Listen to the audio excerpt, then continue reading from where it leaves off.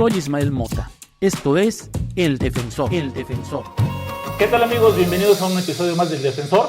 Hoy nos encontramos aquí con el maestro en Derecho, Ulises Orozco. Hola Ismael, mucho gusto y qué bueno que podemos estar con esta charla. Perfecto. Amparo en un minuto, ¿no?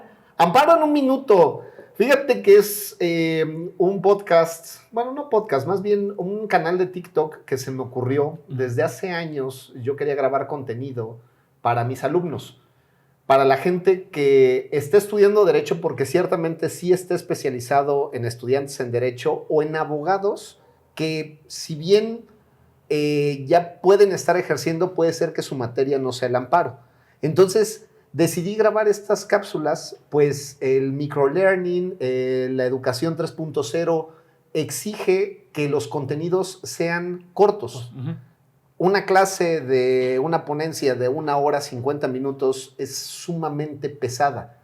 Evidentemente, si le estás dando dentro de una licenciatura, dentro de una maestría, bueno, puede servir, pero la tendencia es que se hagan las cosas de forma más corta. Por las charlas TED, ¿no? También son muy cortas. Las charlas TED, si te fijas, no tienen una duración de más de 10 minutos. Sí. Es un formato de 10 minutos porque las nuevas tendencias y los nuevos, el nuevo conocimiento, la nueva forma de tener conocimiento es a través de contenidos cortos.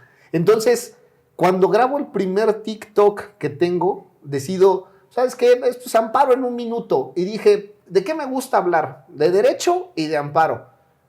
Pues vamos a poner algunos conceptos para que la gente pueda entenderlos de forma sencilla. Y bien curioso, porque algunos exalumnos me han escrito y me han dicho, oye, ¿por qué nunca hiciste eso, no? Cuando Así me hubieras enseñado. Me debiste haber enseñado de esa forma, ¿no? O sea, eras rebuscado, eras complicado y ahorita en un minuto explicas ese concepto. Ok. Oye, y bueno, tú empiezas, das clases también, ¿no? Ya vi todo tu bagaje que traes atrás. Das clases. ¿Siempre has dado clases de amparo? Comienzo a dar clases en el 2014, en el 2015 comienzo a dar clases y comienzo con Derecho Civil. Ok. La verdad, el civil es un área bonita, aunque no es de mi especialidad. Cierto es que a nivel licenciatura la conozco y la puedo dar de forma adecuada. Pero hago mi maestría en Constitucional y Amparo.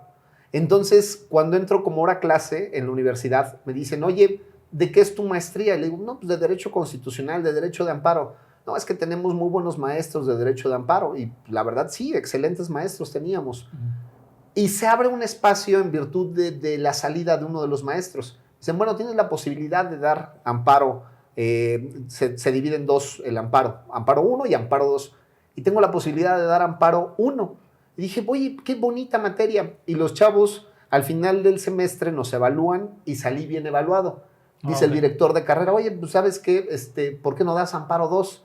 Y entonces doy amparo 2 y comienzo a quedarme. Y si bien es cierto que no existe titularidad de ninguna universidad de que este es el maestro que siempre da esa clase, cierto es que gracias a Dios me han ido invitando cada vez más a dar esa materia en específico. Es la materia que más me gusta y es en la materia que prácticamente litigo todos los días. Ah, perfecto, porque aparte trabajas en ayuntamiento, ¿no? Aparte tengo la posibilidad y el honor de estar como director general jurídico de lo contencioso de la Sindicatura Municipal aquí en Puebla. Entonces, como su propio nombre lo dice, es un tema contencioso, no es un tema de juicios. Porque fíjate que muchas de las ocasiones nos encontramos con profesores que a todos nos tocó en la licenciatura, que pues sí, es muy padre la docencia, ¿no? Hermosa, pero que nunca habían estado practicándola, ¿no? Es como aquellos que te dicen, te voy a el curso de emprendedor, pero pues nunca, no tienen negocios, ¿no? No tienes ningún emprendimiento, pero estás dando emprendimiento. Pero das emprendimiento, ¿no? Entonces, eso, o sea, a mí se me hace un poco congruente, o muy congruente, pues, que es una materia pues, que tú manejas, que tú aplicas y que pues, vives de ahí, ¿no? Sí, he tenido la oportunidad de trabajar en iniciativa privada, en empresa, he tenido la oportunidad de colaborar en despachos dedicados al amparo solamente y de hecho al amparo administrativo. Tuve la oportunidad en el 2011-2014 de estar en la Secretaría del Ayuntamiento, aquí en Puebla también, y el último año como director jurídico de Secretaría del Ayuntamiento, me tocó ver todo el tema de los cabildos, Evidentemente los regidores son los que votan y los que hacen las tomas de decisiones, pero el armado de los documentos, las posibles revisiones o las publicaciones de ello, me tocó hacerlo. Posteriormente me voy a la universidad y en la universidad, pues por el conocimiento y por los contactos, comienzo a estar como delegado dentro de las universidades para poder promover dentro de un juicio de amparo, o también algunos amparos que promovimos como universidad, también poder estar como autorizado en términos amplios. Y me dan la oportunidad de estar en el ayuntamiento como director general jurídico, y una de las atribuciones es la consecución de todos los juicios, dentro de ellos algunos juicios de amparo. Claro. Bueno, ¿cómo te ganas ese puesto como maestro, como catedrático? Uh-huh. Y bueno, y hablando un poquito ya en la materia que nos gusta, que nos llama o que te llama, y ¿cómo podemos explicarle a alguien que no tiene conocimiento, a la señora que de repente le dice el abogado, señora, tenemos que promover un amparo? Uh-huh. ¿Cómo se lo explicamos? ¿Cuál es la tesitura que debemos de tomar con nosotros como abogados para que la persona nos pueda entender, ¿no? De forma sencilla, el juicio de amparo es un medio de control de constitucionalidad, convencionalidad y legalidad respecto de actos o omisiones que realizan las autoridades o aquellos particulares que se ponen en una especial situación frente a la norma en una suprasubordinación y afectan los derechos humanos de los gobernados. Pero eso, como bien lo dices, esa es la definición que damos y eso es lo que suena muy bonito. Sí. Pero como bien señalas, ¿cómo le explicas a la señora? Existen muchos medios de control constitucional. El juicio de amparo es, por excelencia, el más usado. No es el único, pero es de los más usados. Y el juicio de amparo, ¿cómo le podremos decir a la señora qué es lo que necesita, al señor, al gobernado, qué es lo que necesita? Cuando la autoridad ha violado tus derechos. Si la autoridad viola tus derechos, tú tienes la posibilidad de quejarte ante un juez. Por eso es que dentro del amparo, la parte que se siente afectada se llama quejoso. María Morelos y Pavón decía que todo aquel que se queje con justicia tenga un tribunal que lo ampare y proteja en contra de la autoridad arbitraria. Por eso es que está tan bonito el juicio de amparo, porque nos brinda una protección constitucional contra las autoridades que quieren emitir o que no hacen un deber que tendrían que hacer. Ulises, ¿y cómo entendemos cómo le hacemos llegar a la persona que es muy diferente una demanda civil a un amparo? Considero que es necesario, así como cuando no sale agua caliente en tu casa, que le hables a un plomero, así como cuando la tarja se botó, así como cuando el foco no tiene luz, que le hables a un especialista. Considero que es necesario que se contrate un abogado cuando tienes un problema legal. Te pongo un ejemplo muy, muy rápido y muy sencillo. En alguna ocasión un amigo, administrador de empresas, licenciatura, maestría, PhD en Estados Unidos, se le ocurre hacer un contrato. Y en ese contrato lo baja de internet. Y entonces baja de internet un contrato de arrendamiento y pone contrato de arrendamiento Puebla. El tema está en que no revisó la jurisdicción, que se habían sometido a una jurisdicción que no era en el lugar donde estaba el bien. Y le digo, ¿sabes qué? Le digo, por este pequeño detallito, esta cláusula que dice se someten a la jurisdicción de Ciudad de México, es que ya comienza a ser complicado el poder ejecutar tu tema. Entonces, la recomendación que yo siempre hago es, ve con un especialista. Te puede llegar a salir muchísimo más barato ahorita ir con un especialista que en un futuro tratar de hacerlo tú solo. ¿Cómo explicarle a esa señora que necesita un tema civil o un tema de amparo o un tema penal solamente con una asesoría? Y es ahí donde yo invito a todos los despachos a que cobren y cobren bien, pero también que ayuden a la gente. Ayuden a aquel que necesita ser ayudado. Por eso somos abogados. Hay que abogar por la gente. Oye, pero bueno, y qué bueno que lo mencionas, y lo estábamos platicando hace ratito, antes de entrar a grabar. ¿Por qué el amparo es tan caro? Hay de precios a precios. El amparo va a tener la especialización necesaria para el acto que se esté reclamando. ¿A qué voy con esto? Cuando tú puedes hacer un amparo contra una ley y puede ser la cosa más compleja jurídicamente posible, pero a quien estás ayudando a promover ese amparo es una persona que se está quejando de que no tiene agua. ¿Cuánto le cobras a alguien que no tiene dinero y que necesita el agua? Ese fue un amparo que promovimos en su momento, en el 2012, 2013, déjame corregir, 2014, 2015, que una persona me contacta y me dice, oye, es que me cortaron el suministro de agua. Y promovemos el amparo, advertimos la inconstitucionalidad de la ley y un tribunal advierte lo mismo que nosotros. Le cobré 0 pesos. ¿Por qué? Porque había que ayudar.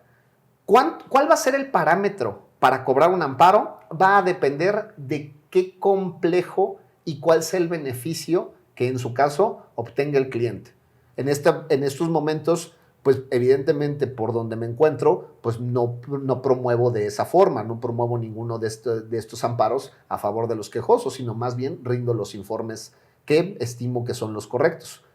No hay un parámetro para cobrar un juicio de amparo, no existe un parámetro. Nadie te puede decir, este amparo son de 20,000 pesos, este amparo son de 30,000, o este amparo es de $500,000, o de 15 millones. Pero amigo, es que, Ulises, la gente, los abogados se vuelven locos con el amparo. O sea, yo no conozco alguno que no cotice ya mal pagado 50,000 pesos, ¿eh? Y de ahí empiezan, de ahí en adelante. se empiezan a hablar. Ajá. Va a depender de cuál es tu tema, cuál es el tema que estás intentando solicitar el amparo. Porque muchas veces dicen, mete el amparo, ¿no? Como si fueran memelas, como si fueran pizzas, ¿no? En un horno. O sea, en realidad tú no metes el amparo, tú presentas un juicio de amparo en el cual, como autorizado, haces los argumentos, pero el que se está quejando es aquel que tiene la afectación. 50,000 pesos es lo que ahorita me haces favor de decir, pero puede ser que sean 10,000 o 5,000, o en verdad $500,000. El rango va a depender de qué te estén solicitando. Asumo que el amparo que se ha promovido para alguna persona que se encuentra privada de su libertad, pues bueno, puede ser muchísimo más alto y como abogado nunca debes de jugar con la necesidad de las personas. Eso es algo que también se los recalco siempre a mis alumnos. Nunca jueguen con necesidades porque podemos estar también del otro lado. Oye, ¿y ellos qué te dicen? No, profe, ¿cómo crees? Pues sí, porque digo, realmente ellos se están preparando para la vida laboral, ¿no? Y dicen, oye, me estás diciendo, ya me estás coartando lo que yo quiero cobrar, porque yo estoy aquí estudiando. Entonces, ¿por qué me detienes a lo que yo puedo cobrar? Tú puedes cobrar lo que tu cliente te vaya a pagar. Vamos a ver cuánto es lo que te quiere pagar tu cliente en un primer momento. ¿Dónde trabajas? ¿Dónde estás haciendo tus especializaciones? ¿O en qué campo te estás moviendo? Hay abogados que cobran, no sé, amparos que fueron muy famosos, los amparos del Torito. Ajá, claro. En su momento, ¿no? En el 2008, 2009, estaba la gente afuera de los toritos que le llamaban, de los juzgados cívicos ahora, estaban afuera y decían, oye, ¿quién está entrando? Tu nombre, Pedro Pérez González, ¿no? Juan Manuel Luna López. Y entonces alguien tomaba datos y tenían ahí un formato y ¿qué hacían? Presentaban el juicio de amparo. ¿Por qué? Porque ese tipo de amparos te los permite la ley de amparo en el actual término del 15 de la ley de amparo, te permite contra actos que tengan como finalidad privar de la libertad. Entonces, contra ese tipo de actos, en cualquier momento puedes promover el amparo. Y la suspensión que vas a obtener es inmediata. Y en ese momento se tiene que notificar. Y como eres privado de la libertad por una autoridad administrativa, te van a dejar en libertad. Pero eso no quería decir que automáticamente tú habías ganado. No, claro. No necesariamente. Entonces...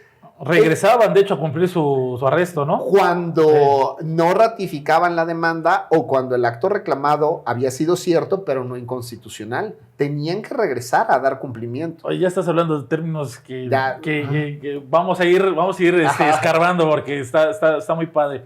A ver, entonces vamos a partir de un punto.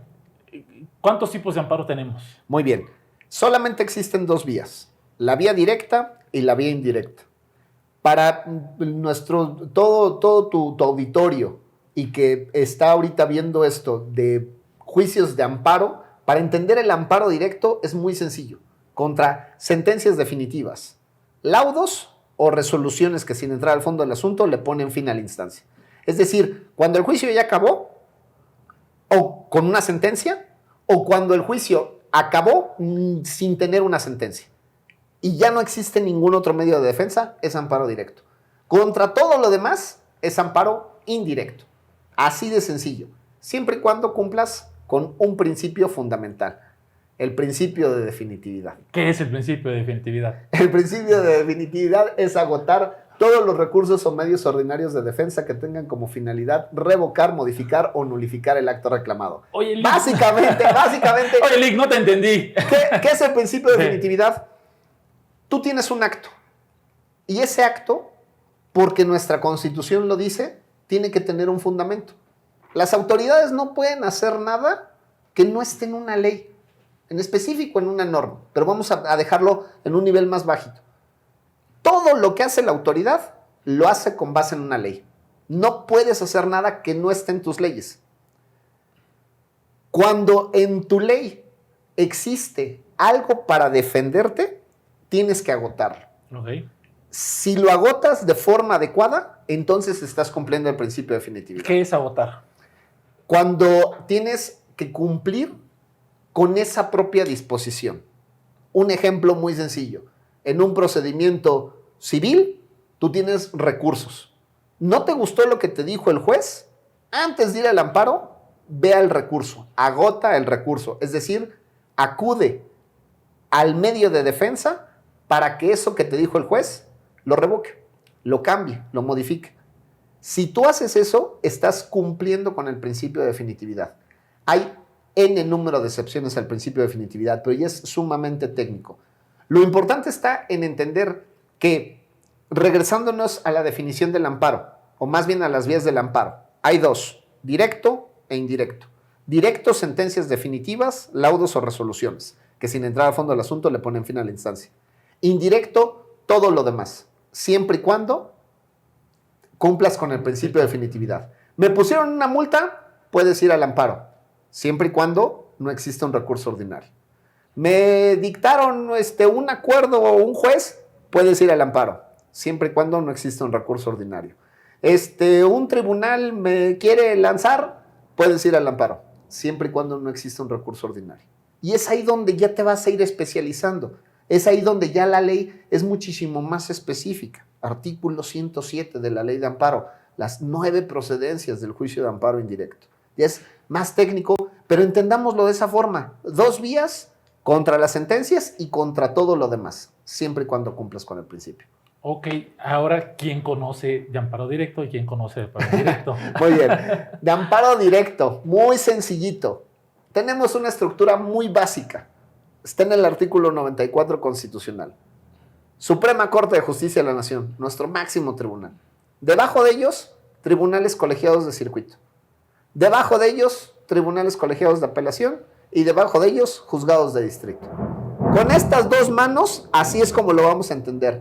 La mano izquierda, Suprema Corte y Tribunal Colegiado, amparo directo. Tribunal Colegiado de Apelación y Juzgado de Distrito, amparo indirecto. Así de sencillo.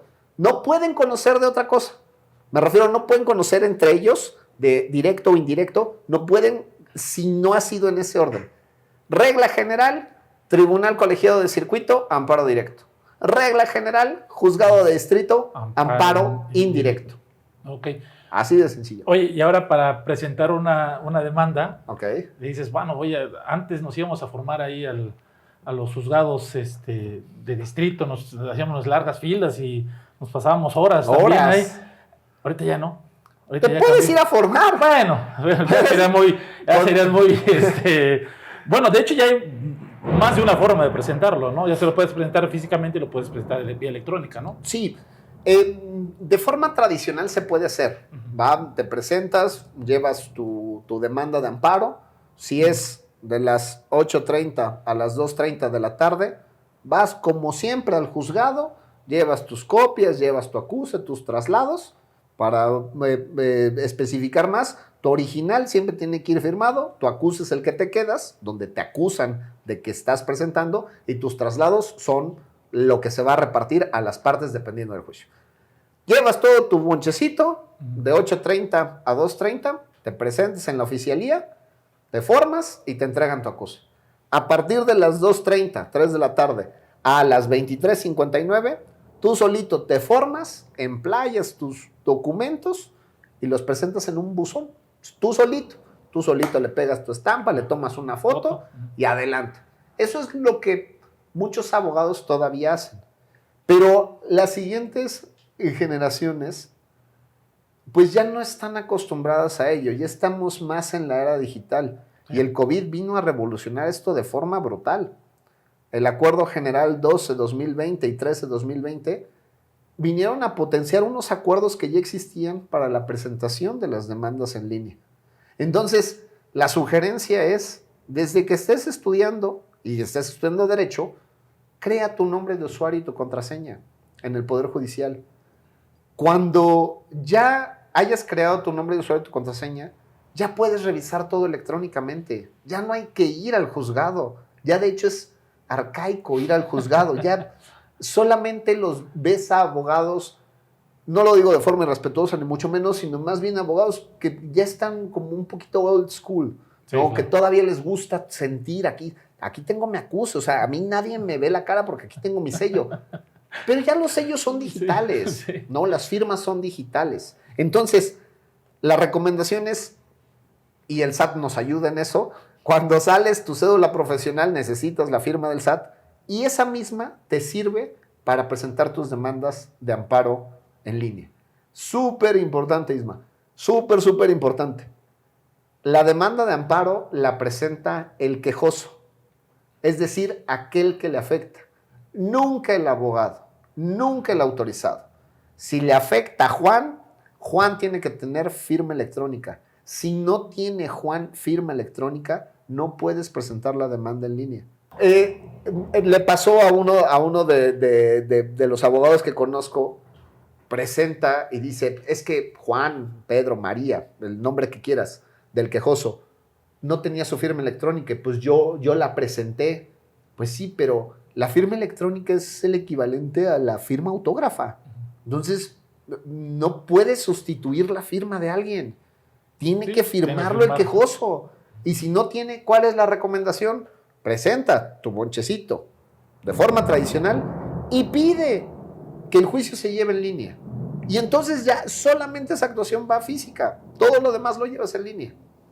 Ya no tienes la necesidad de seguir consultando libros, consultando expedientes físicamente, porque ya todo lo puedes manejar en línea, ¿no? Es la cosa más improductiva, revisar algo físicamente. Todo está escaneado, todo está ahí en la nube, todo está encriptado.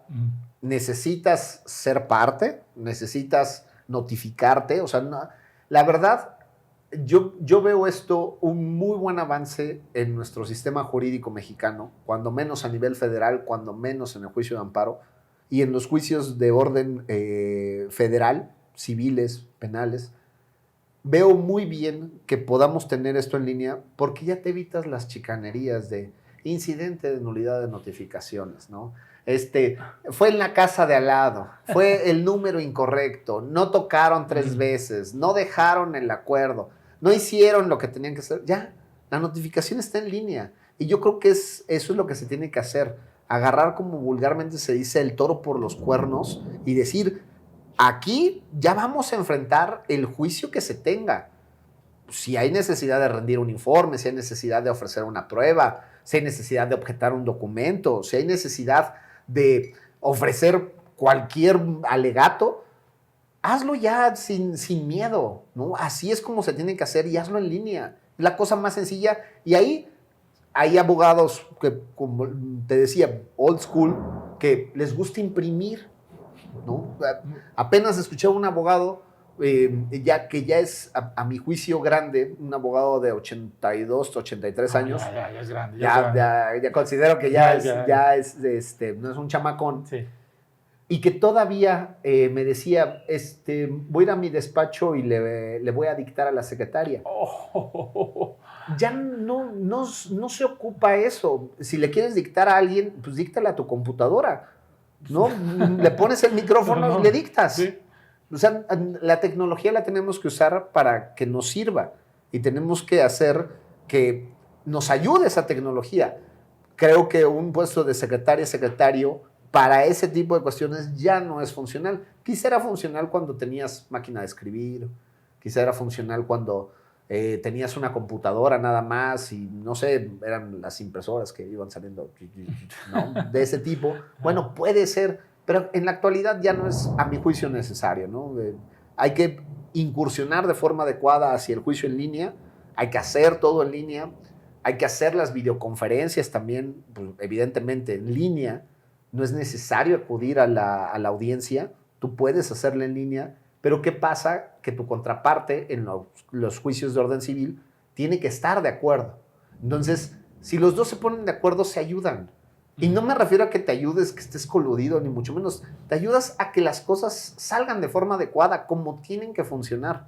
Que fluyan, ¿no? Que fluyan de forma adecuada, porque que venga. Ok, mira, lo que te iba a decir por videoconferencia, te lo digo de frente, ¿no? Te voy a poner la excepción de X, de Y, de Z. Entonces, da enteramente igual si lo digo frente a una cámara o lo digo frente a un juzgador. Está ahí el juzgador. Ahí es que está llevando a cabo la audiencia. Ulises, ¿y podemos hablar un poquito del tiempo o los términos para presentar dichos amparos? Sí, claro, por supuesto. Artículo 17 de la Ley de Amparo nos señala que tenemos 15 días como término general, 30 días nos señala la fracción primera contra normas autoaplicativas, aquellas normas que por su sola entrada en vigor causan un perjuicio al quejoso. Tenemos también el procedimiento de extradición, 30 días, 7 años en contra de actos que tengan como finalidad privar total o parcialmente de los derechos de propiedad o de posesión a los núcleos ejidales o comunales, el término de 7 años, con todos a partir de que de forma indubitable se notifique a quien se tenga que notificar de estas personas agrarias. 8 años en contra de sentencia definitiva condenatoria de segunda instancia que imponga pena privativa de libertad, y no hay tiempo para promover el juicio de amparo cuando sean actos del 15 de la Ley de Amparo o 22 constitucional, es decir, actos que tengan como finalidad privar de la vida, ataques a la libertad personal fuera de procedimiento, deportación, destierro, proscripción, o palos, azotes, tormentos, incomunicaciones o cualquier otro acto que tenga, que esté prohibido por el artículo 22. Básicamente, suena complejo, en realidad no lo es. El término genérico es 15 días. Vámonos a ese término, y ese es el término que los muchachos tienen que entender, que es el literal, el genérico. Cuando tengas duda, evidentemente tienes que conocer la norma, pero si tienes duda, vete a 15 días. Y decía uno de mis maestros, que estoy seguro tendrás aquí en un futuro, no es 15 días, sino es hasta 15 días. Ok. Tienes hasta 15 días, lo puedes hacer desde el día 1. ¿Qué necesidad? ¿Por qué nos encanta como mexicanos irnos al día 15? Espérate hasta el último momento a las 23:59 y que empieces.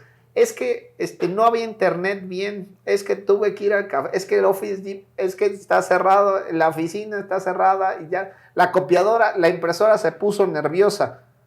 ¿Por qué tienes esa necesidad de esperarte hasta el día 15? Hazlo antes, preséntalo. La recomendación que les hago tanto a abogados como a estudiantes de derecho, preséntalo en el día 12, en el día 11, para que así vean si les requieren, adviertan ese tipo de cuestiones.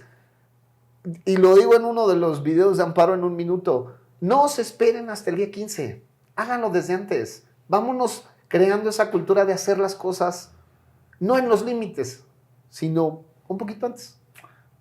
Es muy bueno el consejo. Digo, como abogado postulante, la verdad siempre rayas con los términos, o sea, siempre estás al filo, ¿no? No sé si es costumbre, no sé si es dejadez, no sé, pero también puede ser una buena costumbre el decir, oye, ¿sabes qué? no lo tomes como 15, tómalo como 10, no lo tomes como 3 días, tómalo como 2, Como dos. para que tengas ese espacio, ¿no? Porque realmente nunca sabes qué puede pasar. Es muy, muy curioso cuando he tenido que ir a una audiencia, por regla general, trato de ir 1 hora antes. ¿Por qué? Por el tráfico, el Uber, el parquímetro, el estacionamiento está cerrado, tomaron X, tomaron Y. Bueno, tienes una salida. No existen ante los jueces la posibilidad de decir, es que te lo juro que, ¿no? Y lo vamos haciendo, o bueno, cuando menos como docente, tratas de ir creando esa conciencia en los jóvenes de el examen es lo que es. Oye, profe, ¿no vas a tomar en cuenta la tarea 1, la actividad 2? No, porque el examen es lo que es. Es la audiencia, es el equivalente a tu audiencia. Es el momento en el que estás ante el juzgador y le demuestras el conocimiento que tienes, no solo del expediente, sino de que estás parado frente a él para exponer de forma adecuada el asunto de tu cliente. Eso es lo que tenemos que hacer. Hemos visto en el número de videos en YouTube donde al abogado lo tienen que retirar, sobre todo en materia penal. ¿Qué les digo a los jóvenes abogados?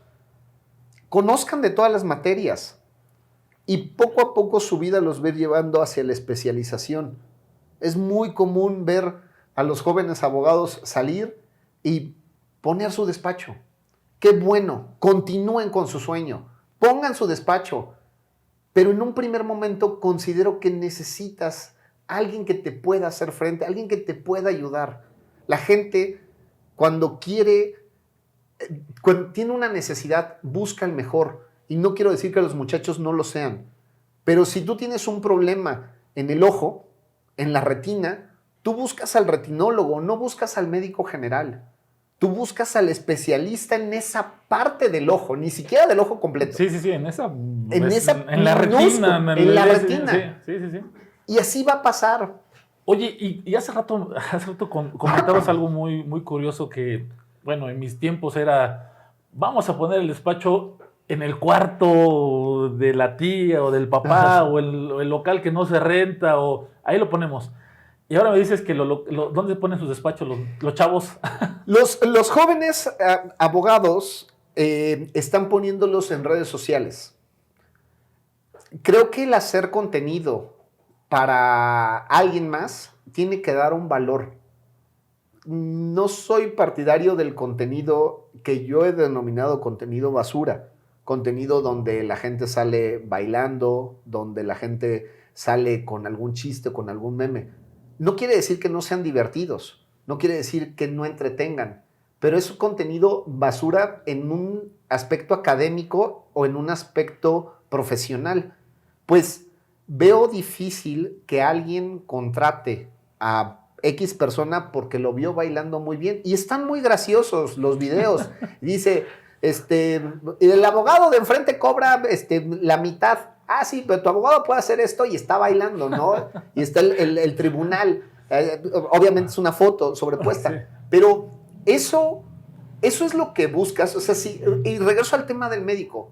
Si tú vieras a un médico que esté explicando un tema, pues dices, oye, pues está interesante esto que está explicando, me gustaría, si tengo un problema médico, que él me revisara. El analista financiero, oye, pues veo que sabe, pero si lo ves haciendo algún chiste, te digo, no es que esté mal. ¿Qué es lo que he visto con algunos muchachos? Ponen su despacho en Instagram y dicen, estamos a la orden, ¿no? ¿Y qué es lo que les preocupa? ¿O qué es lo que advierto que les preocupa?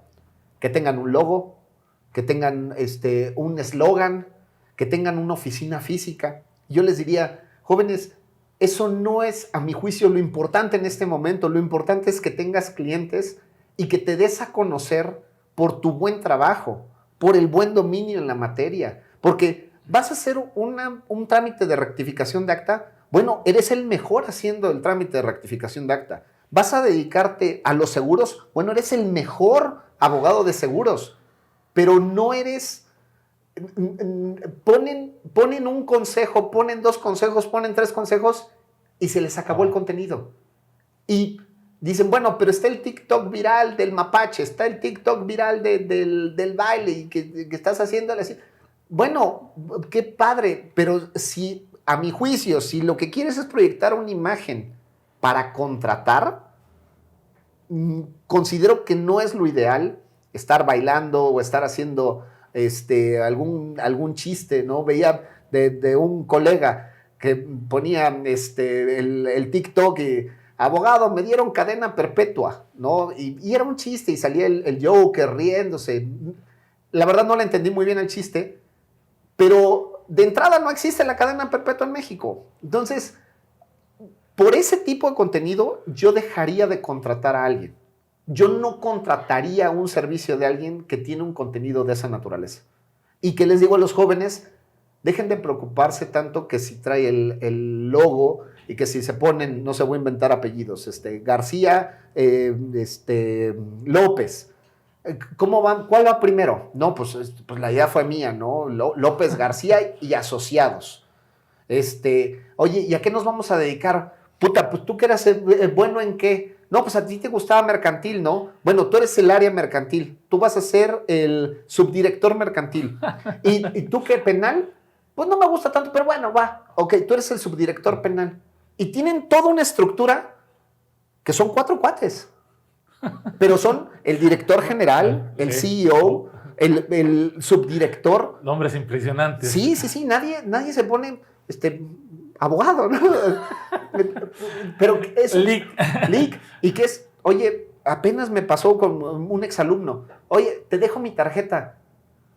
Y en verdad, no lo digo de mala forma.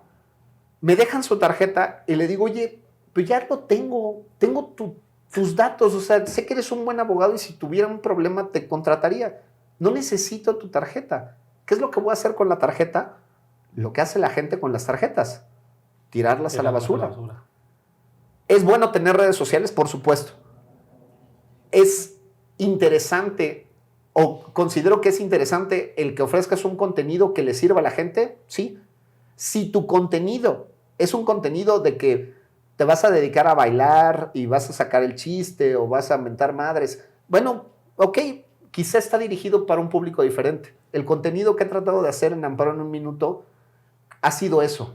Amparo en un minuto y quizá contestar alguna pregunta, alguna duda. Y tengo abiertos todos los comentarios. Me han dicho provinciano, me han dicho pueblerino, me han dicho que no sé, que confundo términos. Bueno, y se lo demuestras, ¿no? O sea, yo he visto tus TikToks y dices, a ver, yo dije esto y lo dije así y el fundamento es y o sea, no rehuyes porque hay quien en los comentarios los tiene cerrados, ¿no? Entonces, digo, enfrentar la crítica también se vale, digo, o sea, no se vale. Nosotros la tenemos que enfrentar. Tenemos que enfrentar la crítica porque a eso estamos expuestos. Sí, claro. Entonces, ¿no te gusta la crítica? No pongas videos. O, pues si no te gusta la crítica, ¿para qué estás en esta red social? ¿No? Claro. Es una red social muy, muy volátil, muy dinámica. Y te lo puedo decir a ti y a toda tu audiencia. Ninguno de los videos que hago tiene una intención de volverse viral por el simple hecho de volverse viral. Tengo mi canal de YouTube desde hace 5 o 6 años. Y subo contenido de cosas que me gustan, no solo de derecho. Subo contenido de videojuegos. La otra vez estaba hablando de una paloma, que si la paloma se comunica, si viene una paloma de Europa y llega a América, se pueden comunicar entre las palomas, sí o no. De ese tipo de cuestiones. Hubo otro video que grabé a las 3 de la mañana que dije que no tenía sueño y entonces me puse a filosofar según yo. Otro enojado por X situación. Es un canal que tengo para mí y dentro del contenido que tengo grabo videos más largos de derecho, donde explico más cosas de derecho.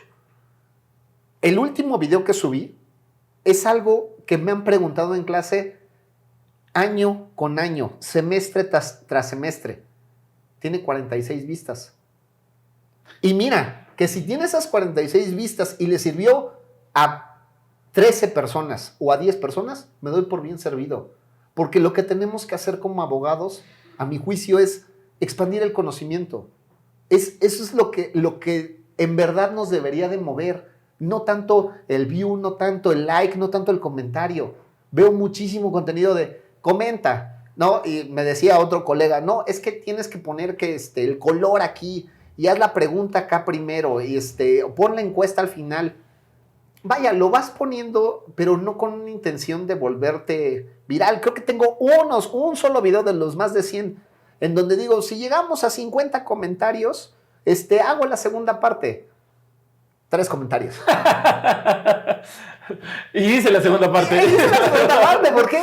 Porque yo quería grabar. Los TikToks me dicen, oye, eres medio errante al grabar tus TikToks. Me refiero a, no tienes un tiempo, no publicas diario o no publicas cada 3 días. A veces publico 3 TikToks, a veces no publico en 2 semanas, porque voy haciéndolo conforme voy teniendo el tiempo y conforme me van haciendo la pregunta o voy recordando a algunos de mis alumnos, incluso los que fueron mis alumnos en este semestre, pueden ver que los TikToks que grabé fueron dudas que ellos tenían. Porque dije, oye, esta duda está muy padre. Este concepto quizá no es del todo claro. Y por eso es que voy grabando esos videos. Creo que les pueden servir a la gente. Y cuando doy clases online, siempre pongo mi canal de TikTok. Y todo el mundo se ríe. No, o sea, ¿tienes TikTok? Sí. Pero es un TikTok que considero, a mi juicio, educativo. ¿Podré estar mal? Seguramente. Pero bueno, cuando menos tienes una opinión. Pues fíjate que yo, al momento de quererte invitar y contactar, te voy a ser bien sincero, no vi cuántos seguidores tenías. No, yo vi el contenido. Okay. O sea, yo vi el contenido, estaba bien, digo, está padre, está interesante. A mí, la verdad, lo que yo aprecio de alguien es la capacidad que tiene para resumir una idea en un minuto, ¿no? Bueno, en menos tiempo, lo que sea. Y como conoces el tema, dices, ay, cabrón, o sea, ¿cómo logró hacer esto tan breve? Y lo repite varias veces y con el mismo tema. Y digo, ya también alguna recomendación de algunos colegas que han estado por acá. Pero dije, sí me interesa. No, yo no me guío por esa parte, la verdad. No soy de que, si tú tienes tantos, te invito. ¿Sí? No, Claro. al contrario, yo creo que es alguien que debe de aportar. Porque si no aporta, la idea del podcast es precisamente pues, la divulgación jurídica, ¿no? Oye, pues aprende algo. O sea, no solamente te quedes con lo que te dice tu abogado. Tú mismo puedes ver, puedes aprender. Tú estás estudiando, tú que estás en un juicio, tú que estás en un procedimiento, aprende que alguien que te está diciendo que no te está cobrando, que te lo está regalando. Hay muchas cosas que se regalan acá que podías cobrar bien, ¿no? La gente paga en las universidades evidentemente por toda una metodología, por un prestigio y tal, pero parte del contenido que tienen muchos abogados que tú has invitado aquí a tu programa y que están por venir o que has tenido contacto con ellos, son abogados que son sumamente respetados, que sus asesorías son asesorías caras, que tienen despachos que pagan, no sé, 50, 60, 70 mil pesos de renta y suben el contenido gratuito. Sí. ¿Por qué? Porque yo creo que la mejor forma de ayudar es dando. Deja de tratar de recibir antes de que des. Debes de dar para que puedas recibir. Es como contradictorio, pero en verdad que todos estos videos que hago, lo hago con la única intención de que alguien tenía duda y aprenda. Me ponía un comentario uno, oye, aprendí más en este video que en mi carrera.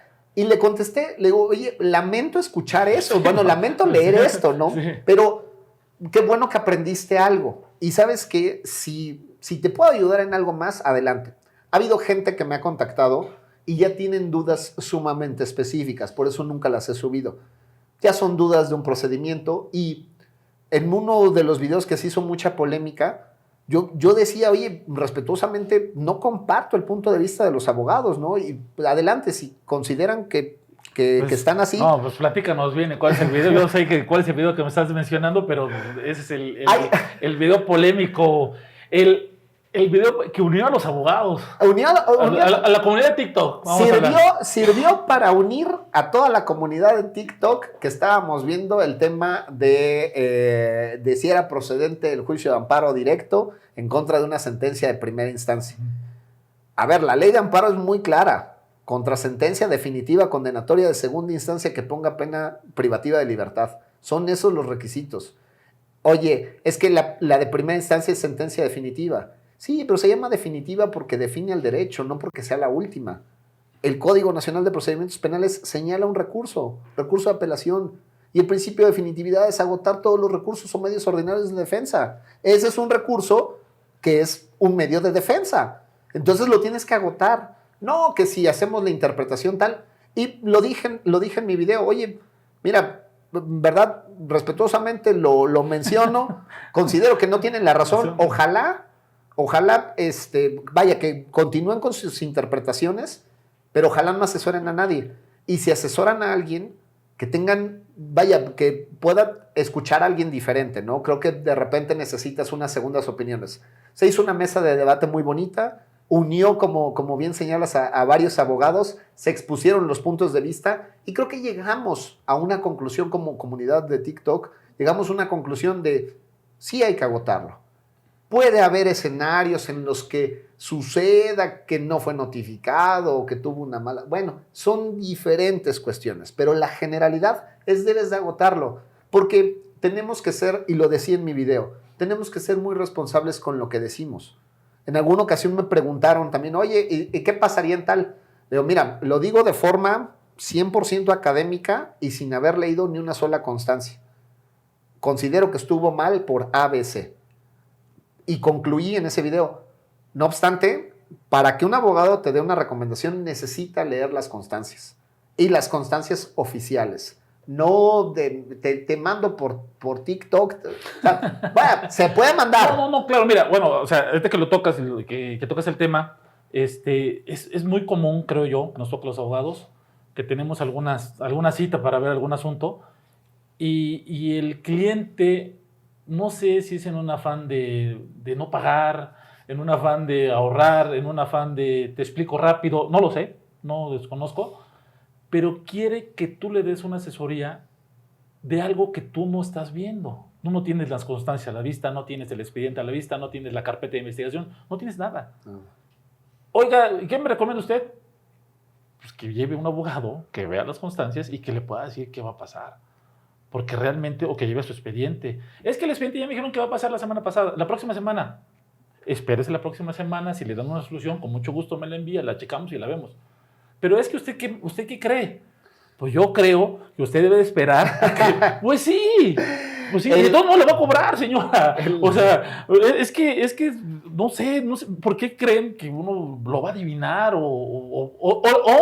Perdón, acabo ese punto. O están acostumbrados a que le vendas la falsedad. Uh-huh.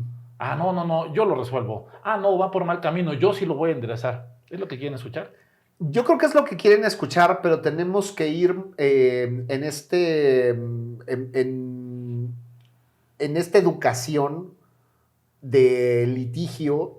Considero que tenemos que ir educando a las personas. Y no lo digo de forma despectiva ni mucho menos.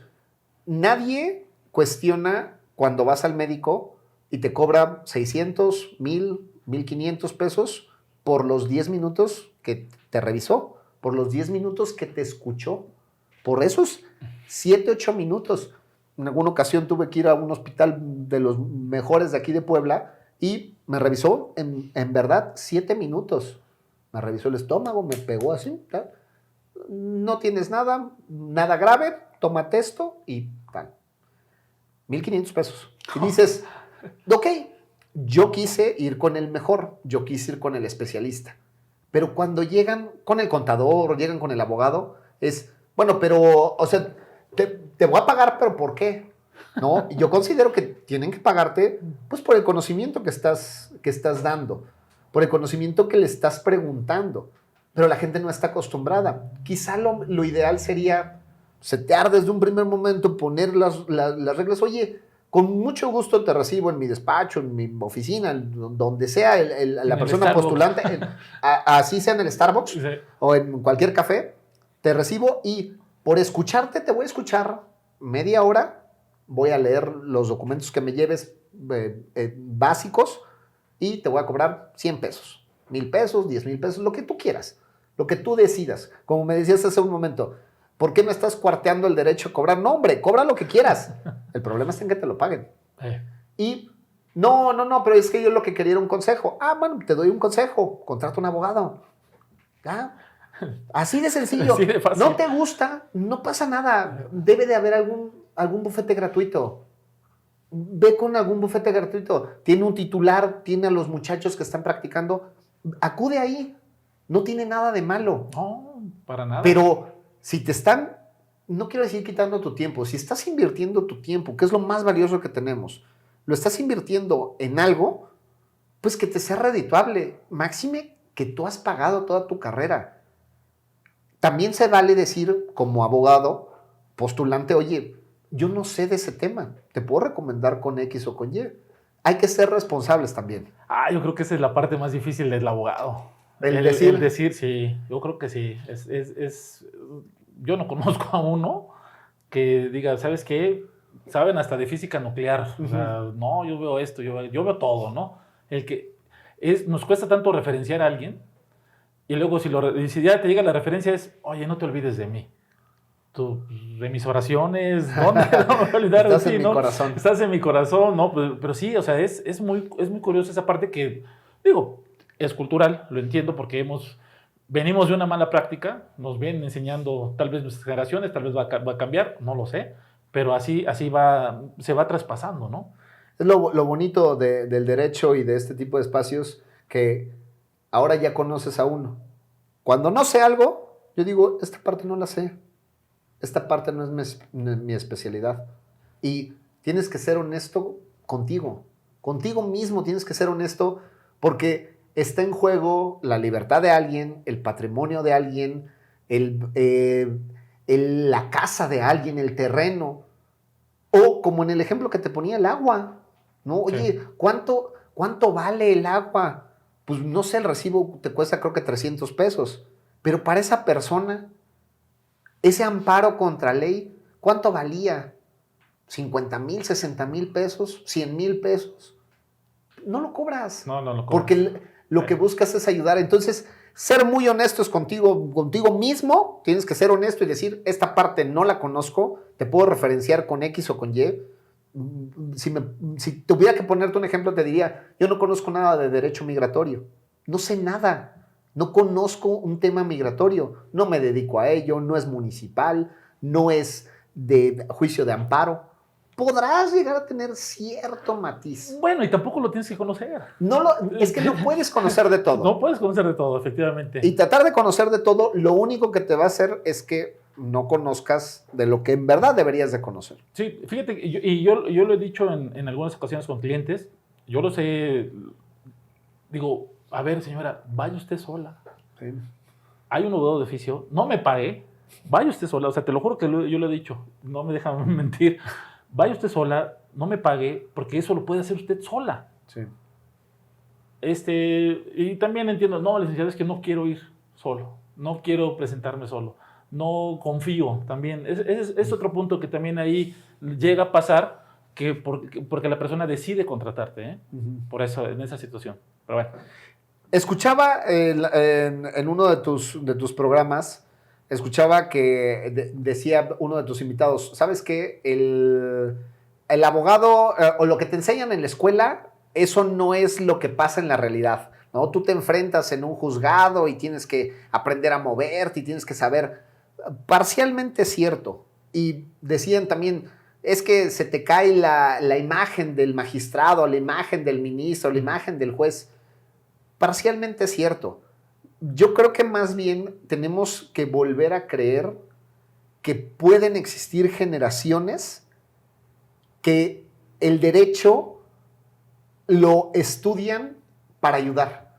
Cuando tú estudias y cuando tú ejerces para ayudar a los demás, la sociedad comienza a permear también con ese mismo sentido. cuando dejas de pedir dinero como postulante que para copias, que para café, para cuánta cosa te has inventado. Para la comida. Para la comida sí, con X o con Y. Debes de dejar esas prácticas y apartarse de ahí. Los jóvenes tienen que apartarse de ese sentimiento o de esa forma de crecer jurídicamente. Y eso lo vamos a hacer con abogados que estemos al frente de decir, yo no hago esas prácticas, yo no necesito esas prácticas, yo no quiero esas prácticas y ustedes no las deben de practicar. No deben de hacer eso. Y entonces la sociedad va a ir permeando de forma diferente. Viene una nueva generación, una generación que entiende, que va a entender el derecho de forma diferente, que va a ser electrónico todo, que ya no tienes que ir con el diligenciario, con el actuario, con el servidor público a dar, voy a inventar 20, 50, 100, 200, 500 pesos. Eso no debe de existir. Si existe, no debería de existir. Si lo haces, deja de hacerlo. Y si nunca lo has hecho, continúa por ese camino. No lo hagas. No hagamos temas de soborno ya. Quitemos esas prácticas y entonces vamos a permear una nueva sociedad en la que nuevamente el juzgador vuelva a ser ese perito de peritos. Ese magistrado sea eso, el magister magistrorum, el maestro de maestros, el que sabe de derecho. Volvamos a generar eso en nuestros chavos y ellos van a ir cambiando la sociedad, que vaya saliendo toda esta sociedad que está pues como corrupta, como de forma inadecuada, e irlos quitando, ir quitando todo ese tipo de cuestiones. Yo creo que ya hemos tocado fondo y lo único que queda es subir.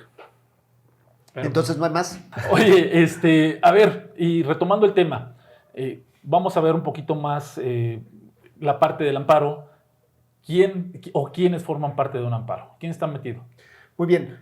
En términos del artículo 5 de la ley de amparo, son 4 personas las que van a intervenir dentro de un juicio. El quejoso, quien aduce tener un interés jurídico o legítimo, es decir, quien sufre la afectación, aquel al que lo van a lanzar, aquel al que le quitaron, aquel al que le pusieron, aquel al que le impusieron. Esa persona que sufre la afectación se llama quejoso. El tercero interesado es aquella persona que tiene un interés contrario al quejoso. Por regla general va a ser tu contraparte dentro de un juicio. Oye, me debes 100 pesos y solicito el amparo para no pagar esos 100 pesos que estoy condenado. Ok, el tercero interesado lo que quiere es que pagues esos 100 pesos. Por lo tanto, tiene ese carácter dentro del juicio de amparo.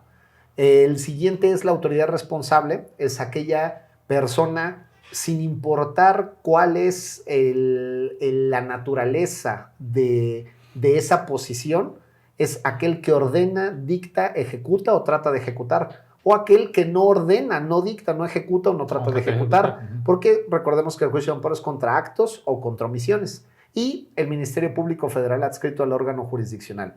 Este es un MP que está en todos los juzgados, en todos los tribunales colegiados de apelación, en todos los tribunales colegiados de circuito o en la propia Suprema Corte de Justicia de la Nación. Está velando por los intereses de la federación, está velando por los intereses de la sociedad y que se resuelva de forma adecuada el juicio de amparo. No tiene gran participación cuando son de naturaleza civil mercantil, pero puede llegar a tener una intervención diferente cuando el acto es de naturaleza penal. Puede llegar a tener una intervención que es un poquito más activa, pero está más bien como espectador y está haciendo algo que se conoce como pedimentos. Las autoridades hacen oficios, los ministerios públicos hacen pedimentos, las partes quejoso y tercero interesado hacen promociones. Ok. Oye, y por ejemplo, ya estuvimos viendo amparo directo, amparo indirecto, ya vimos dónde presentamos nuestro amparo, ya vimos cuáles son las partes del propio amparo. Me gustaría, para bajar un poquito más a un ejemplo, podemos volvernos un poquito más prácticos, ¿no? Claro. Digo, en el caso de que nos llegue la notificación a nuestra casa, que es lo más común, creo yo, y nos dicen, ¿sabes qué? Tienes que desalojar en 3 días. Y tú dices, oye, yo nunca tuve un juicio, yo nunca me dijeron nada. Digo, poniendo ese ejemplo, ahí ¿qué procede? ¿Cómo llevamos ese amparo? Y más que nada, las etapas, ¿no? Para saber lo que tenemos que hacer y cómo va a funcionar ese juzgado de distrito para proteger o velar nuestros intereses. Muy bien. Vamos a obviar que tiene que ser procedente el juicio de amparo. El caso que has puesto es un caso muy común, que es cuando el juicio se encuentra concluido en una etapa de ejecución. Entonces, obviando que fuera procedente el juicio de amparo, como podría ser en este ejemplo, lo primerito que tienes que hacer es presentar tu demanda de amparo. La presentes en la oficialía de correspondencia común, te asignan un juzgado y el juez va a dictar un auto, el auto de inicio. El auto de inicio puede ser en 3 sentidos, puede ser en más, en 4 sentidos, pero en términos generales, un auto de incompetencia, que no sea el juez correcto, que como abogado tendrías que presentarlo en la ventanilla correcta, vamos a obviar ese. Puede ser un auto de desechamiento, que es el auto cuando de forma notoria, manifiesta e indudable, el juicio es improcedente. Estamos obviando esa parte y por lo tanto nuestro juicio fue procedente. Puede ser un auto de requerimiento. En términos del artículo 114, el juez de distrito te puede requerir por todos los motivos que señala tal artículo, como son que te falten copias cuando lo presentas físico, que no esté preciso el acto reclamado, que hayas omitido algunos de los requisitos del 108 de la ley de amparo, o que no hayas acreditado tu personalidad. Recordemos que el que pide el amparo siempre tiene que acreditar su personalidad. Si yo digo que soy Ulises, no tengo que acreditar con mi credencial de lector que soy Ulises, porque el juicio de amparo no es para ciudadanos nada más, es para los gobernados en general. Pueden ser menores de edad, pueden ser extranjeros, puede ser cualquier persona. Entonces, cuando yo digo que soy Ulises, no necesito acreditarlo, pero si yo digo que soy Ulises, papá de Pedro, no tengo hijos, pero imaginemos que mi hijo se llama Pedro, yo tengo que acreditar ese vínculo. O soy Ulises, representante legal de la persona moral X. Ok, yo tengo que acreditar que soy ese representante legal con el documento idóneo. Auto de requerimiento o auto de admisión, que es el que buscamos. Recordemos, presentas demanda de amparo, dictan auto de inicio. Para poder continuar con las secuelas procesales es un auto de admisión. El auto de admisión tiene 4 requisitos torales. El juez de distrito va a fijar una fecha de audiencia constitucional dentro de los siguientes 30 días. De igual forma, va a requerir un informe justificado, es decir, la contestación, si le tuviéramos que poner un nombre, no es contestación, pero si tuviéramos que ponerle un nombre, es el informe justificado dentro de los siguientes 15 días. Y en caso de que exista tercero interesado, deberá de requerir, el juzgador deberá de ordenar el emplazamiento al tercero interesado. Y en caso de que se solicite la suspensión y no se tenga que otorgar de oficio, por regla general, la suspensión se pide. Si cumples con los requisitos del 128, el juez deberá de abrir un segundo cuaderno, un cuaderno incidental de suspensión. Una vez que ha hecho eso, la siguiente etapa es que la autoridad responsable rinda su informe justificado. Aquí es donde va a justificar su actuar. No necesariamente todo lo que hacen las autoridades está mal. Muchas veces dices, es cierto el acto reclamado, es cierto lo que está diciendo, pero no es inconstitucional, no es inconvencional, no es ilegal. Cuando decimos que no es inconstitucional es porque está pegado a la Constitución. Cuando decimos que no es inconvencional es porque está apegado al tratado internacional. Recordemos que en términos del 133 constitucional, los tratados internacionales que versen respecto de derechos humanos y que sean firmados por el presidente, ratificados por el Senado y acordes con la Constitución, son nuestra norma suprema. Una contradicción muy bonita, la 293-2011, y en nuestra ley de amparo se recoge desde el 3 de abril del 2013 y desde las reformas del 6 y 10 de junio del 2011 se recogen en nuestra Constitución, que es norma fundamental. Entonces, la autoridad responsable rinde su informe justificado, justifica su actuar. El juzgador con ese informe justificado deberá de dar vista por el término de 8 días, cuando menos. Esos 8 días tienen que mediar desde el que ordena la vista hasta que llega la audiencia constitucional. Y si no, las partes, quejoso o tercero interesado, podrán solicitar el diferimiento. Una vez que llegamos a la audiencia constitucional, previo 5 días antes de la audiencia constitucional, sin contar el día de la audiencia ni el día de la presentación, tú podrás ofrecer pruebas de previo y especial pronunciamiento. Inspección judicial, testimonial o pericial. Lo único que tienes que hacer es señalar cuál es el arte u oficio, sobre qué va a versar o qué es lo que los testigos van a tener que decir y exhibir el pliego. Es lo único, no necesitas aquí ofrecer perito, no necesitas nombrarlo, no tal necesitas el cuestionario. el cuestionario y ya, es el único anexo que tiene que ir, anexo para cada una de las partes. Llegamos a la audiencia constitucional y la audiencia constitucional se compone de 3 etapas. Espérame, ya vas con todo, vas muy rápido. Fíjate, a ver, ahí hablaste de una suspensión, Okay. de un cuaderno de suspensión. Hay una suspensión provisional y definitiva, que bueno, ya la conocemos como abogados, ¿no? ¿Por qué te dan una suspensión provisional? ¿Te lo otorgan al momento de presentar el amparo? ¿Cómo se llega a esa suspensión que, como su nombre lo dice, es provisional, ¿no? El cuaderno de suspensión se va a abrir siempre que lo solicite el quejoso y no contravenga disposiciones de orden público o de interés social. Cuando tú haces esos 2 requisitos, el juez automáticamente tiene que abrir el cuaderno incidental. Cuando abre el cuaderno incidental van a suceder 3 cosas. Va a requerir de un informe previo. La autoridad, así como vimos el informe justificado, la autoridad tiene 48 horas a partir de que recibe la notificación para decir es cierto o no es cierto. Va a señalar dentro de los siguientes 5 días una audiencia incidental y en ese auto va a conceder o a negar la suspensión. ¿Qué es lo que tenemos que hacer como quejosos? Más bien como abogados de los quejosos. Lo que tenemos que hacer es acreditar algo que se conoce como el interés suspensional. Si bien es cierto que la ley de amparo en el artículo 108 no señala como requisito las pruebas, no menos cierto es que tú puedes ofrecer un interés suspensional. En el ejemplo que poníamos, decimos, oye, me van a lanzar de mi casa y yo no conozco nada. ¿Cómo sé que es mi casa? Ah, bueno, con la escritura pública. ¿Cómo sé que yo soy el titular de ese derecho? Ah, bueno, con el documento idóneo, con esa escritura pública. ¿Y cómo sé que cuando menos presuntivamente es cierto lo que estás diciendo? A través del auto. El auto dice, a Ulises, con la casa 1, lo van a lanzar. Y entonces eso está firmado por un juez. Entonces, ¿qué es lo que tiene el juzgador al momento de que recibe la demanda de amparo y que abre su incidente de suspensión? Lo único que tiene es tu expediente. En la práctica, evidentemente, tienen muchísimos más expedientes, pero lo tenemos que pensar así. El juez no tiene más. Lo único que tiene es tu expediente. Entonces, ayúdale al juzgador a hacer conceptos de violación claro y ayúdale a entender por qué tienes ese derecho, ese interés suspensional. El juez tiene que actuar bajo 2 principios fundamentales en la suspensión: la apariencia del buen derecho y el peligro en la demora. La apariencia del buen derecho es ese examen superficial que se hace a la demanda de amparo y a sus anexos. Es como cuando eres docente y tú estás viendo a tus alumnos hacer su examen y te lo entregan. El primero que te lo entrega, tú puedes, sin entrar al fondo de las preguntas, tú puedes advertir y decir, este muchacho o esta persona va a sacar 10, esta persona va a sacar 6, esta persona va a reprobar porque no contestó nada, o lo que está contestando es totalmente ilógico, porque vas leyendo palabras claves.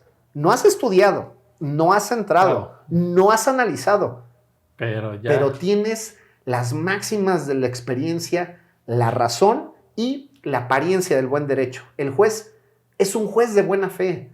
Volvemos al tema de que tenemos que creer nuevamente en que los juzgadores están haciendo bien su chamba, que no solamente es el secretario, sino es el juez el que está advirtiendo, y entonces es ahí cuando el juez en ese momento concede la suspensión. ¿Cuándo surte efecto la suspensión? Desde que se dicta, no desde que se notifica. Desde que se dicta, y el medio idóneo para conocer lo dictado es a través de las notificaciones. Pero desde que se dicta, el juzgador tiene la obligación de hacérselo de conocimiento a las autoridades para que las autoridades suspendan. Hasta novena época, en derecho encontramos que la jurisprudencia, la interpretación de la norma cuando esta no es clara, es ambigua o es contradictoria, esta interpretación de la norma se ha dividido a través de épocas. La Suprema Corte lo decide. ¿Cuándo es una época o cuándo hay un cambio de época? Cuando la Corte lo decide. En novena época, hasta un poquito antes del 2011, en novena época todo lo considerábamos como la suspensión con efectos de paralizar. Por eso se llamaba suspensión. Pero no es la única medida cautelar, no es la única forma de tutelar un derecho. Existen desde la 10ª época y ahorita en la 11ª época que nos encontramos, existen la suspensión con efectos restitutorios. Es decir, si bien es cierto que es propio de la sentencia principal, no menos cierto es que desde este momento adviertes, a través de la apariencia del buen derecho, adviertes que puedes llegar a conceder y por lo tanto restituyes provisionalmente en el goce de los derechos humanos. Sucedió mucho con el tema del COVID. Entonces restituían provisionalmente. ¿Por qué vacunaban si no estaba dictada una sentencia? Porque advertían la violación del derecho. Fueron suspensiones de oficio, que son diferentes, pero para efectos prácticos nos sirve. Y a pesar de que no había una sentencia, desde este momento restituía y ordenaba la vacunación. Entonces ya no llegábamos acá, sino privilegiábamos los derechos a través de la apariencia del buen derecho.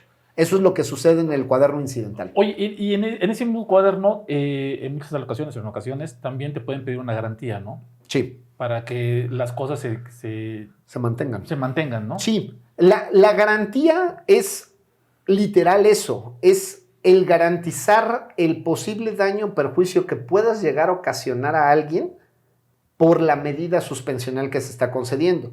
En el ejemplo de los 100 pesos, imaginemos que ya me debes 100 pesos y ya lo dijo un juez mercantil en un juicio oral. Ya me dijo que me debes, Isma, 100 pesos. ¿Ok? Bueno, promueves tu amparo. ¿Ok? ¿Qué va a pasar con esos 100 pesos? Que no los voy a poder ejecutar. Y a ti te van a conceder una suspensión para que no se ejecute porque aduces que está mal la sentencia. Para garantizar el tiempo que te vas a tardar en ese juicio de amparo y los daños y perjuicios es que exhibe una garantía.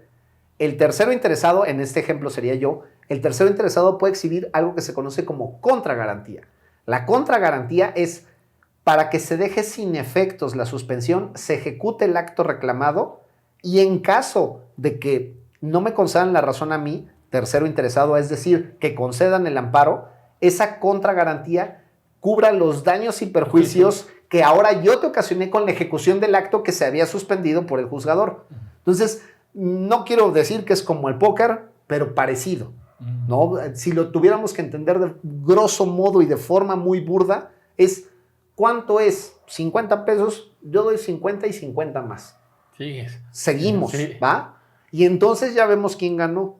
Pero te digo, es de forma muy burda y de forma muy, muy grotesca, pero bueno, así es como lo podríamos llegar a entender. Esa es la garantía y la contragarantía. Oye, ¿y esa garantía se pierde? Digo, sin ser la contragarantía, ¿no? Vamos a pensar que solamente se exhibe la garantía. ¿Y quién exhibe la garantía? El quejoso. El quejoso. La garantía se va a perder en el caso de que no se concede el amparo o se sobresea, porque el quejoso no tenía razón, y que el tercero interesado ejecute y demuestre el daño y el perjuicio que causó por la inejecución del acto. Tiene que demostrarlo a través de un incidente de daños y perjuicios. El juzgador, no por el simple hecho de la exhibición, te la va a dar, sino que el juzgador tiene que valorar si existió un daño y un perjuicio. Y como todo principio jurídico o todo juicio con el principio jurídico del que afirma está obligado a probar, como quejoso, tú exhibiste esa garantía para que no se ejecutara. Como tercero, tú tienes que decir cuál es el daño y el perjuicio que se ocasionó. Es sencillo relativamente en temas mercantiles. ¿Por qué? Porque hay un monto. ¿Y qué es lo que pasaba? Esos 100 pesos yo los pude haber presentado en un instrumento financiero, CETES. Y entonces no pude ejecutar esos 100 pesos que ya eran míos y no te dieron la razón en el juicio de amparo. Entonces me causaste un perjuicio durante 8 meses que duró el juicio y eso se tradujo en que yo pude haber metido esos 100 pesos a una inversión del 11.50 que está en CETES durante 8 meses y no me dejaste por tu culpa. Ese es el daño y el perjuicio, grosso modo. Oye, bueno, llegamos a la audiencia constitucional. ¿Qué pasa en la audiencia constitucional? Nos vamos al cuaderno principal. En el cuaderno principal estamos en la audiencia constitucional y la audiencia constitucional, lo primerito que van a revisar es una cuenta secretarial. Esta cuenta secretarial es que la persona titular, secretario o secretaria, le diga al juez, ya estamos en aptitud. ¿Cómo se está en aptitud? Cuando existe una demanda, existe un auto de admisión para que se pueda admitir y existe la solicitud del informe. No necesariamente que existe el informe, la solicitud del informe nada más. Si la autoridad no rinde su informe, no los pueden obligar a rendir un informe. Es un error muy común que he visto en muchos juicios de amparo en el que el juzgador dice, te doy 24 horas. Eso no se está extralimitando el juez de distrito. Cuando no rindes informe, se presume cierto el acto reclamado, que no es lo mismo que sea cierto, Claro. simplemente una presunción. Se hace la cuenta secretarial. Si ya estamos en aptitud de celebrar la audiencia constitucional, entonces el juez la abre. Abre el periodo probatorio y si hay pruebas de previo y especial pronunciamiento, se pronuncia. Hay una testimonial, ok, la testimonial la vamos a desarrollar el 20 de febrero a las 9 horas. Excelente, ya se pronunció, continúa el desarrollo de la audiencia. Hay más pruebas, se desahogan las pruebas por su especial naturaleza, las documentales, y vamos a pensar que no hubo la testimonial. Se desahogan todas las pruebas, se pasa a la siguiente etapa, alegatos. El secretario da cuenta y dicen, no hay alegatos de las partes. Ok, se tiene por perdido el derecho para alegar.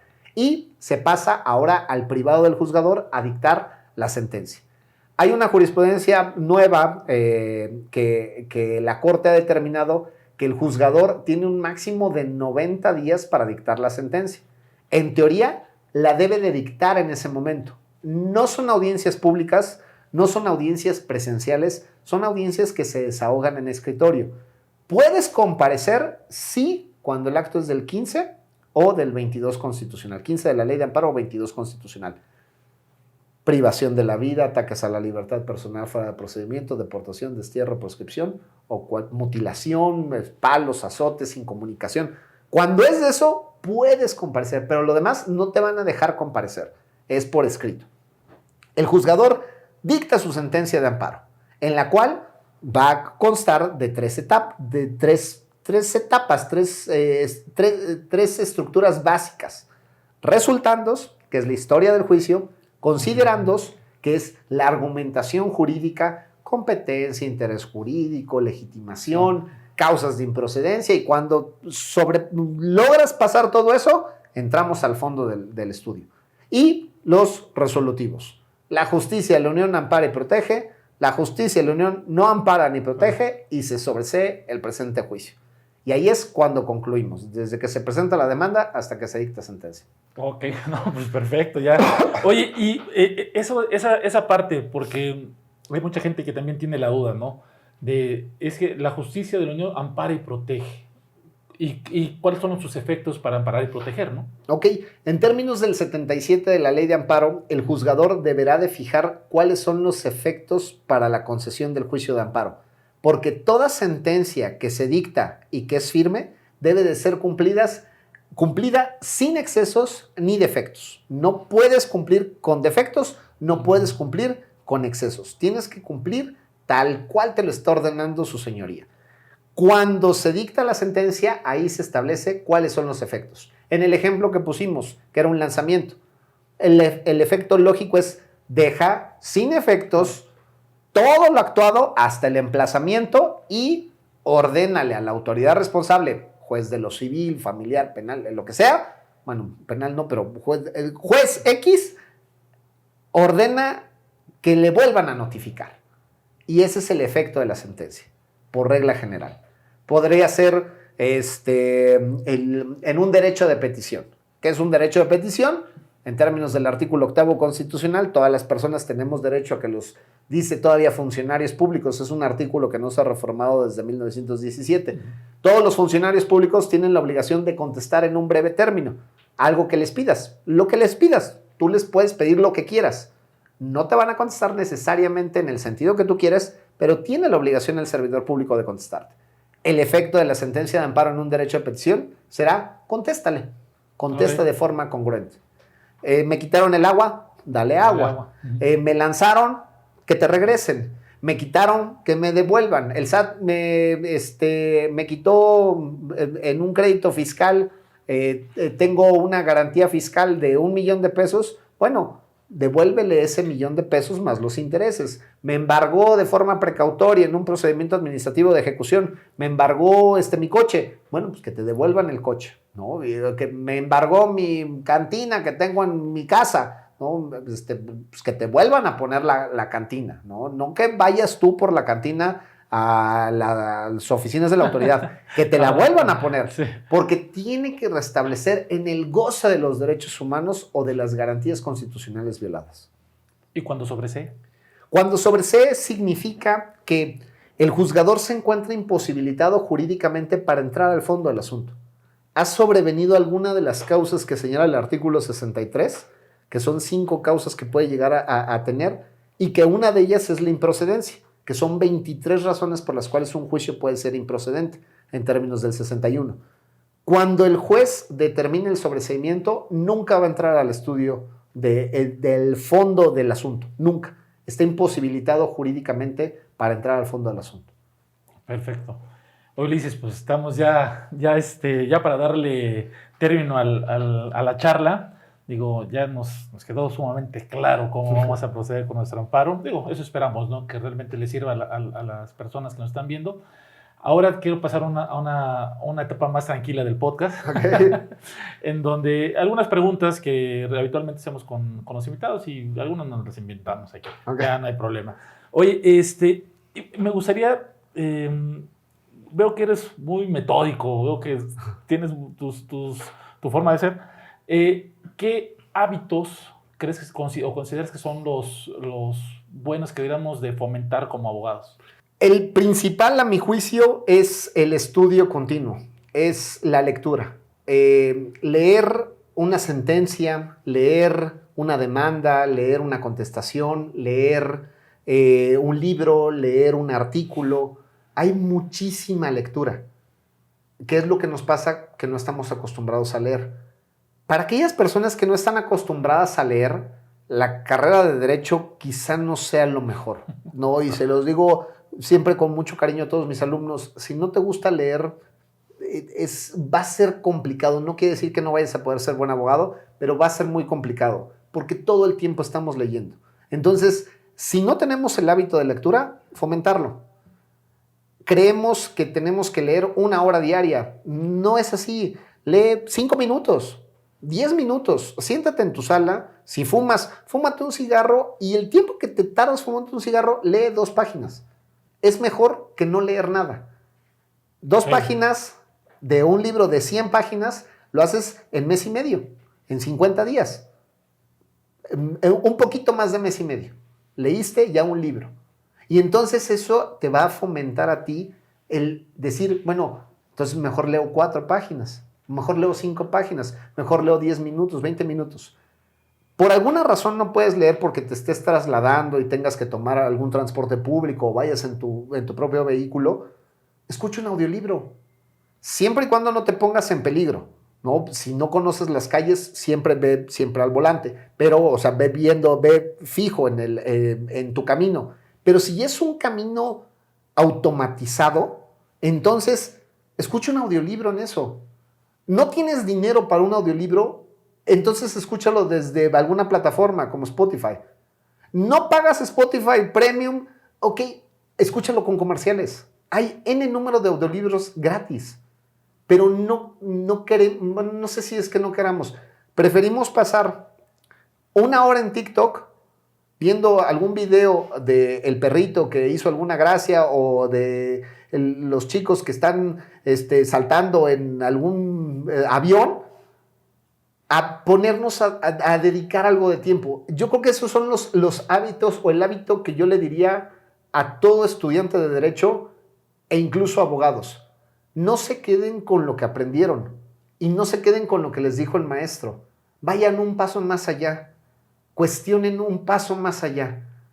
Hay muchísimo contenido que les puede llegar a servir.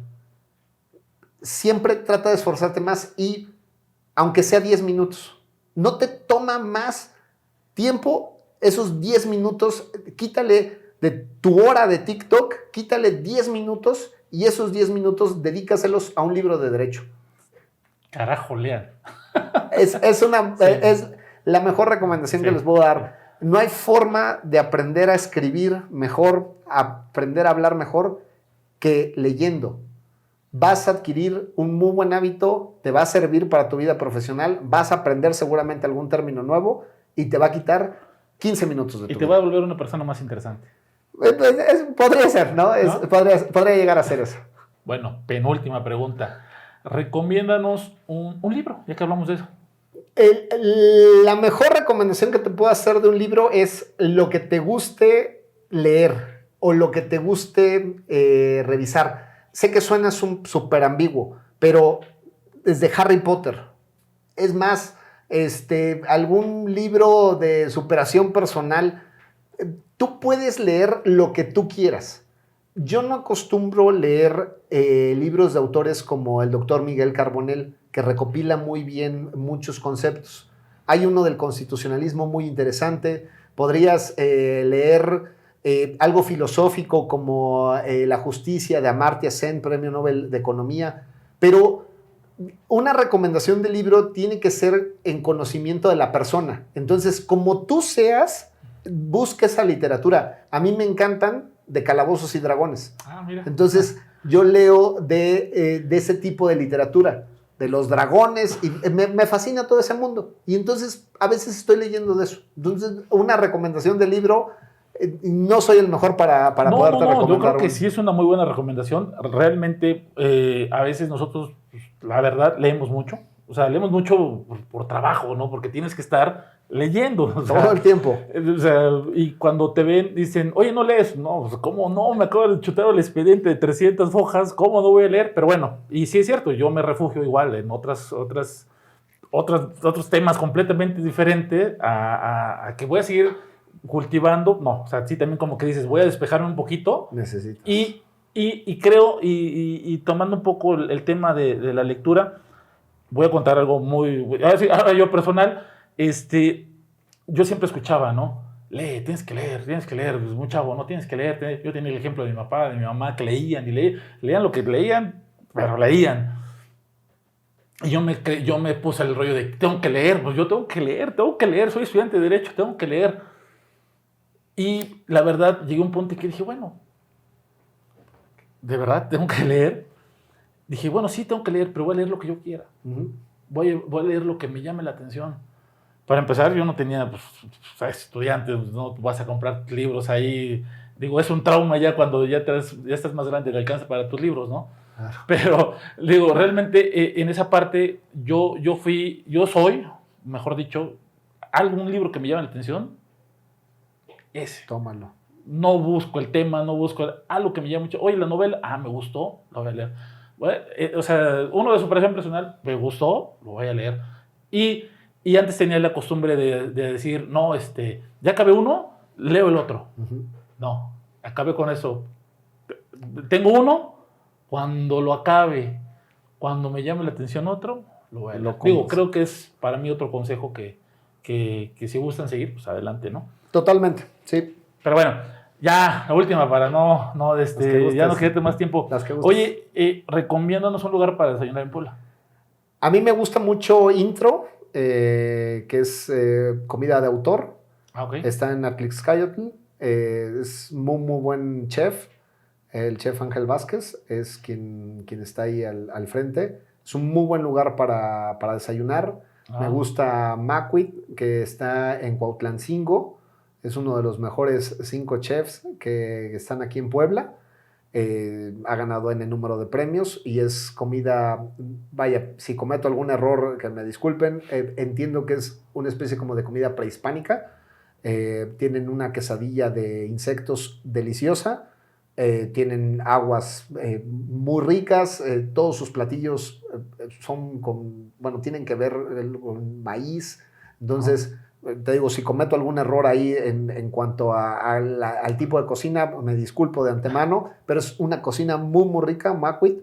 Puedes comer en el centro, en el Mural de los Poblanos, también es excelente lugar para desayunar. Si por alguna razón tienes un poquito de menos lana, vete al Comal, que es del mismo chef, que también está en el centro, tiene una vista espectacular y precios muy, muy asequibles. Y puedes comer también, vaya, esos son los lugares que a mí me gustan. Perfecto, eso queríamos, mira, muy interesantes. Voy a dar mi vuelta por algunos de esos que estás mencionando. Yo vivo en Cuautlancingo, tengo que llegar. Buenísimo ese, buenísimo. Sí.